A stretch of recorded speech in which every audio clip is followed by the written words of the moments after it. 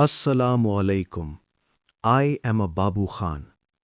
What if the final decade before the end of time doesn't arrive with a sudden explosion, but quietly unfolds right in front of us? And what if some of its signs are already part of the world we are living in today? By the end of this documentary, you may see these signs in a way that changes how you view not just the future, but the present reality of Muslim communities across the world. Because this is not just about predictions. Across modern cities, where skylines shine and technology dominates daily life, Muslims are building their lives, raising families, and practicing faith in environments that are often very different from traditional Muslim societies.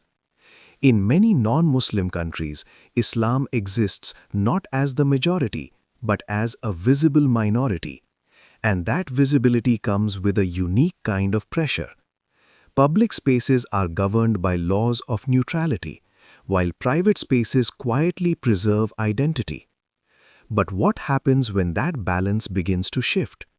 Recent years have shown subtle changes, not always loud, but deeply impactful. Mosque constructions facing delays, religious expressions becoming more sensitive topics, and in some cases, Muslims finding themselves negotiating between belief and acceptance. Is this simply social evolution or something deeper? History shows us that Muslim communities have always adapted. From Spain to China, from Africa to Europe, Islam has found ways to survive, grow, and remain rooted even in unfamiliar environments. But today's world is different, because this time the challenge is not just external pressure, it is internal confusion. Younger generations raised between two cultures often face silent questions. Who am I? Where do I belong? And how much of my faith can I carry without losing my place in society? And this is where the narrative takes an unexpected turn, because alongside these challenges, there is also something else happening, a quiet resilience. Across cities, nights are still alive, small gatherings continue. Mosques, whether large or small, still echo with prayers. Despite limitations, identity is not disappearing, it is adapting.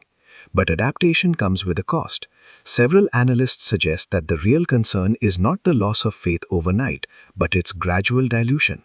Not a sudden collapse, but a slow transformation. And this raises a deeper question.